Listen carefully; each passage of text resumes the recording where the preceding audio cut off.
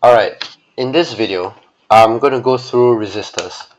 What they are, what their purposes, what their properties are, different kinds of resistors. Yes. So, resistors. What a resistor does is, well, I mean, it's in the name. It resists.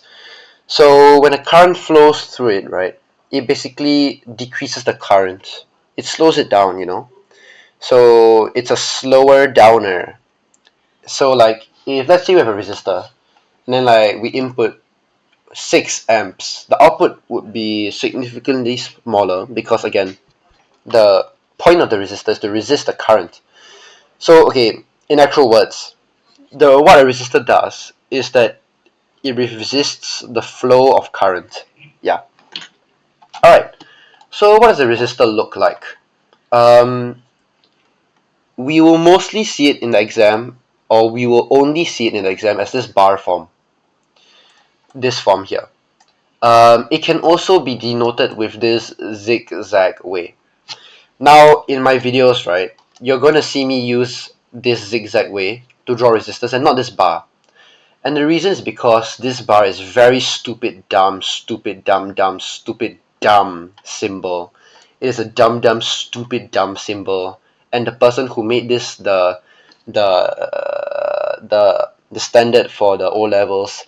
Yeah, that's why I won't be using this bar as the resistor um, in the in my videos and in my lessons. However, when in the exam, please draw your resistors as this bar.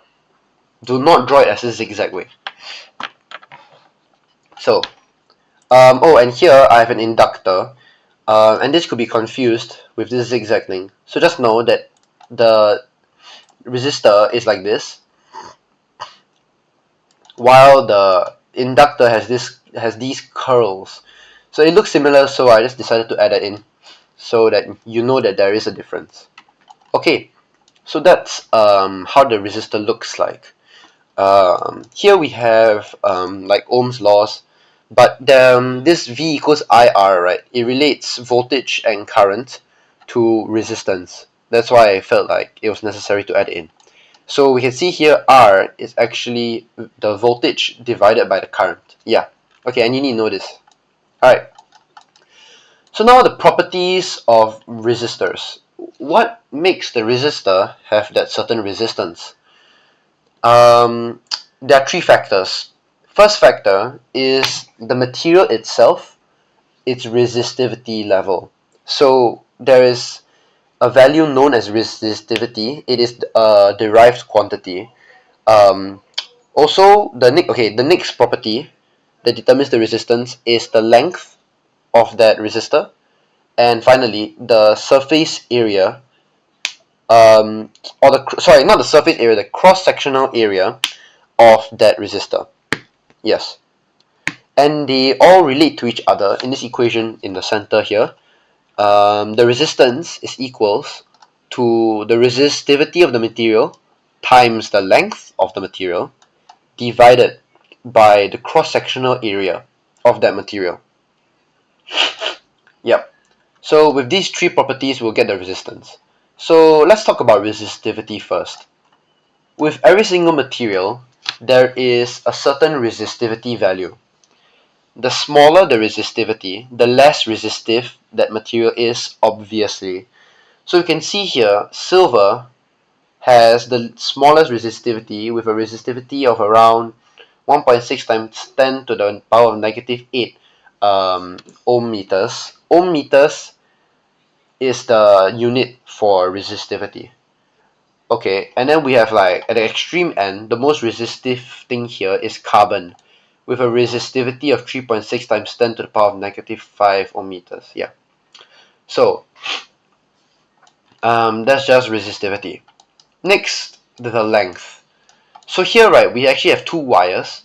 One wire is smaller than the other, and this represents a difference in length between these two wires.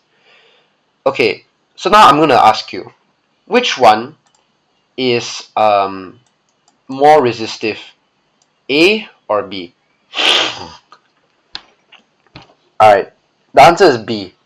So the longer the wire, the more resistive it is. That's length. And now surface area.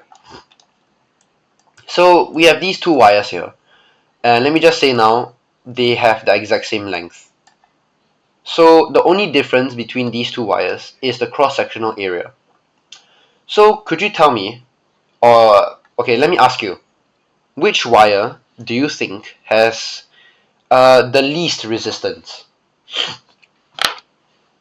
Alright, in this case, it is actually B, the wire with the highest cross-sectional area. Um, and the reasoning behind this, right, is because like there's more space for you to like do shit and stuff, so it's easier for the electrons to go, oh, okay, I can just easily pass through. There's a lot of space. In this case, the same amount of electrons has to pass through that same narrow path, which causes resistance to occur. That's why B, with the highest cross-sectional area, is the least resistive. So as your cross-sectional area increases, your resistance decreases. And the reasoning behind this is that because you have a longer wire, the electrons have to like travel a further distance.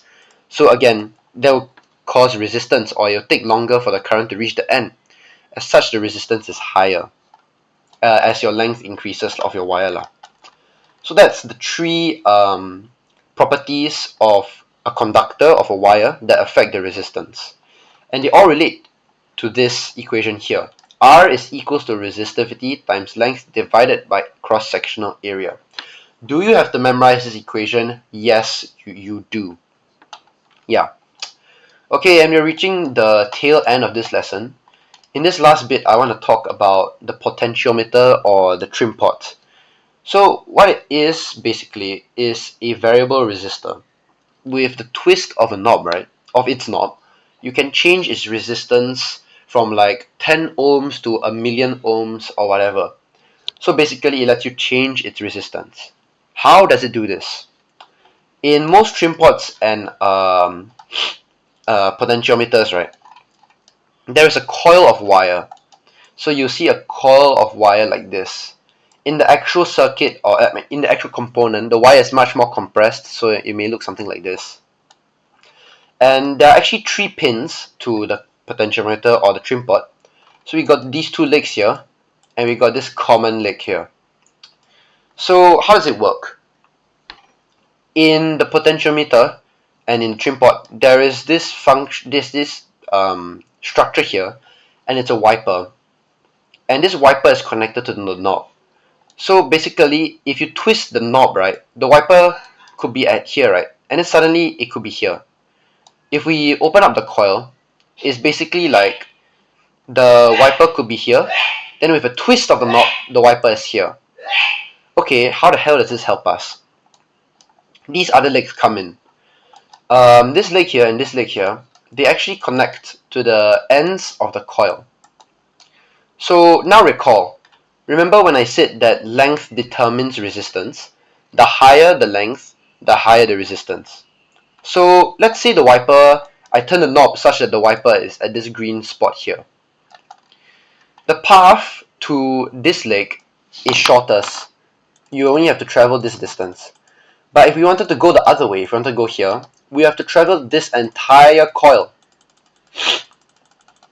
So on the purple length, the resistance is actually very large, and on the green, it is rather small. So now, okay, what if we twist the knob such that the position of the knob is now here? So the path of this wiper to the this bottom leg here is much longer now, and the path to the top leg is much shorter. As such, just now, the path at the green leg here was so short, and then suddenly now, because we twisted the knob, it is so big. So actually, if we had connected a circuit here, let's say we have like power, then we connect this end to an LED, the resistance would have actually changed from smaller resistance to larger resistance. As such, what we would notice is that the LED goes from quite bright to dim because the the the resistance increased. So that's how the potentiometer and the trim ports work, and that's how they increase and that's how they decrease resistance. And with that, I think I've covered pretty much everything for resistors. So I'd like to thank you for watching this video. Yeah, alright, thank you.